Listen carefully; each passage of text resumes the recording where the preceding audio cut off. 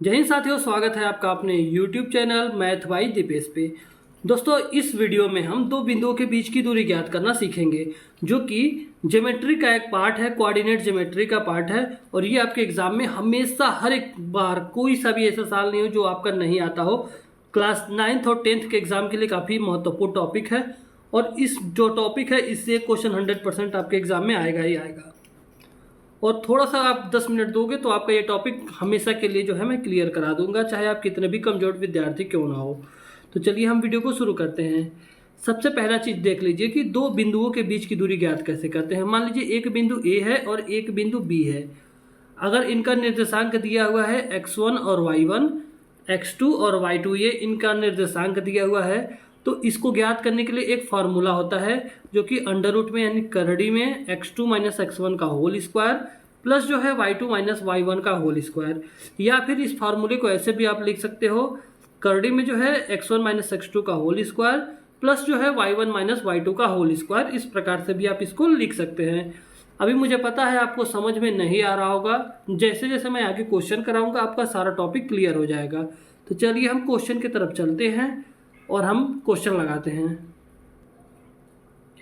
तो हमारे सामने ये क्वेश्चन है कि दो बिंदुओं 2,10 और 5,6 के बीच की दूरी ज्ञात कीजिए। और ये पूछा हुआ क्वेश्चन है आपके एग्जाम में। तो मैं कराता हूँ कैसे इसको करना है। सबसे पहले एक निर्देशांक आप मान लीजिए ए है और एक बिंदु जो है ये बी है, और इन दोनों के बीच की जो दूरी है वो क्या है, यही दूरी जो है ज्ञात करनी है। तो इसका जो पहले वाले का मान दिया हुआ है 2,10 और दूसरे वाले का मान दिया हुआ है 5,6। तो इसको जो है, जो पहली बार 2 आया है उसको आप x मानोगे, और ये जो है पीछे जो है ये है आपका y। आगे जो है ये आपका क्या है, x है, और पीछे जो है ये 6, ये है आपका y। लेकिन x जो है पहली बार आया है तो x1 और y पहली बार आया है तो y1। और यहाँ पर b के जो है, यहाँ पे जो 5 है, ये वाला x दूसरी बार आया है तो इसको x2, और ये वाला जो 6 है ये दूसरी बार आया हुआ है तो ये y2। यहाँ तक उम्मीद करता हूँ आप समझ रहे होंगे।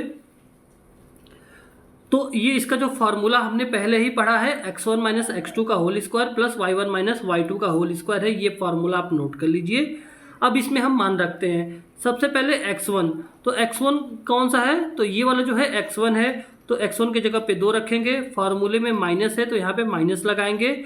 और x2 की जगह पे क्या रखाएंगे, यहाँ पे 5 है x2 की जगह पे, तो यहाँ पे 5 रखेंगे। और बीच में माइनस है तो माइनस तो लगेगा ही, और इसका स्क्वायर कर देंगे। उसके बाद से यहाँ पे बीच में प्लस है तो यहाँ पे प्लस लगाएंगे। और y1 की जगह पे जो है हमारा क्या है, 10 है, तो y1 की जगह पे हम 10 रखेंगे। और माइनस लगेगा क्योंकि यहाँ पे फॉर्मूला में माइनस है तो यहाँ पे माइनस लग जाएगा। और y2 की जगह पे क्या है, y2 की जगह पे हमारा 6 है, तो 6 रख के इसका स्क्वायर कर देंगे। यहाँ तक क्लियर हो गया बच्चों। अब हम तीसरे स्टेप में आते हैं। 2 में से 5 जब घटाएंगे तो -3 आएगा। क्या आएगा, -3 आएगा। और इसका स्क्वायर करेंगे। बीच में प्लस है तो यहाँ पे प्लस लगेगा। 10 में से आप 6 को घटाओगे तो 4 आएगा, तो इसका 4 का स्क्वायर कर देंगे।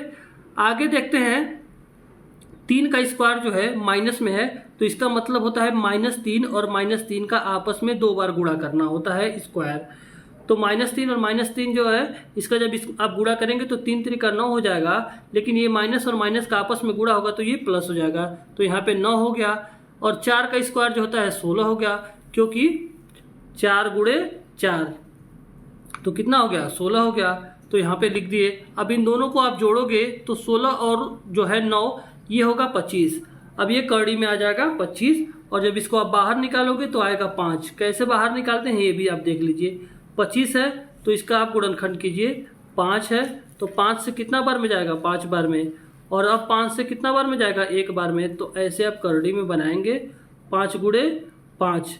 जब ये अंडर रूट है ना करड़ी, तो इसमें जब 2 का जोड़ा रहेगा, जैसे एक ही चीज जो है 2 बार रहेगा तो 1 बाहर निकल जाएगा, तो ये 5 बाहर निकल जाएगा, जो कि यहाँ पर आंसर में है। तो उम्मीद करता हूँ आपको ये समझ में आया होगा। हम अगले क्वेश्चन की तरफ चलते हैं। तो हमारा अगला क्वेश्चन है, ये दो बिंदुओं -1,4 और 3,7 के बीच की जो है दूरी ज्ञात करना है। तो पहला जो है आप ए और ये बी है, तो पहले का जो है निर्देशांक -1,4 है और 3,7 है, ये आप यहाँ पर रख दीजिए। अब हम देखिए तो पहली बार -1 है तो पहली बार x1 होगा और ये जो है 4 y1 होगा। दूसरी बार जब x आया तो x2 होगा और ये y आया है तो y2 होगा। अब इसको दोनों के बीच की दूरी ज्ञात करनी है तो सूत्र आप यहाँ पे लिख दीजिए, x1 - x2 का होल स्क्वायर है प्लस जो है y1 - y2 का होल स्क्वायर है और ये सारे के सारे चीज़ें अंडर रूट में हैं।